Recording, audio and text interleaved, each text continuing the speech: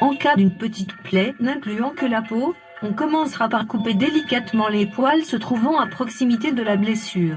Cette précaution permettra de désinfecter de manière plus efficace la plaie et évitera que les poils ne viennent se coller sur la plaie à cause du sang et des sécrétions.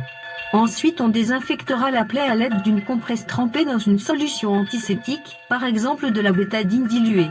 Si le chat ou le chien ne touche pas à la plaie, on pourra la laisser à l'air libre. Si le chien ou le chat a tendance à lécher la plaie, on pourra la protéger à l'aide d'un pansement simple ou d'une collerette placée autour de la tête de l'animal. La plaie fera l'objet d'une surveillance journalière afin de détecter des signes d'une cicatrisation perturbée, rougeur, chaleur, gonflement. Si ces signes apparaissent, la plaie devra être contrôlée par le vétérinaire. Une plaie superficielle mais étendue, par exemple suite à une abrasion étendue lors d'un accident de la route, une plaie profonde ou compliquée, morsure, présence d'un corps étranger, etc. a un fort risque d'infection. La gestion de ce type de plaie doit se faire par le vétérinaire. Avant d'arriver chez le vétérinaire, on prendra soin d'empêcher l'animal de se lécher et de se gratter, de surveiller les hémorragies éventuellement associées, de surveiller les fonctions vitales, de ne pas retirer soi-même les corps étrangers inclus dans la plaie. Une blessure à l'œil peut aussi bien concerner les paupières que le globe oculaire en tant que tel.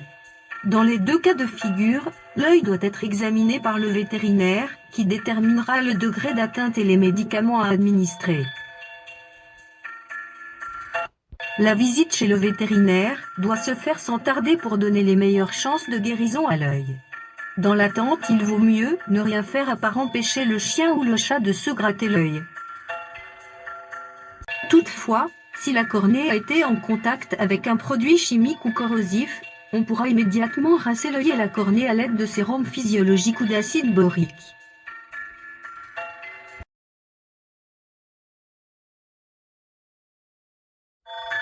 Les brûlures peuvent être de différents types, liées à la chaleur, à une substance chimique, à un frottement, à de l'électricité, etc. Une brûlure se manifeste généralement par une rougeur de la peau.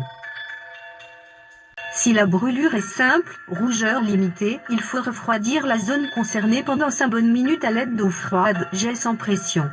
Une pommade grasse pour brûlure sera ensuite appliquée et la zone sera protégée par un pansement. Pour une brûlure grave, étendue ou profonde ou zone fragile comme la tête, un orifice, etc., refroidir de la même manière pendant 5 bonnes minutes avec de l'eau froide. Puis couper les poils autour pour éviter qu'ils ne s'agglomèrent à cause des suintements. Ensuite montrer le chien ou le chat au vétérinaire.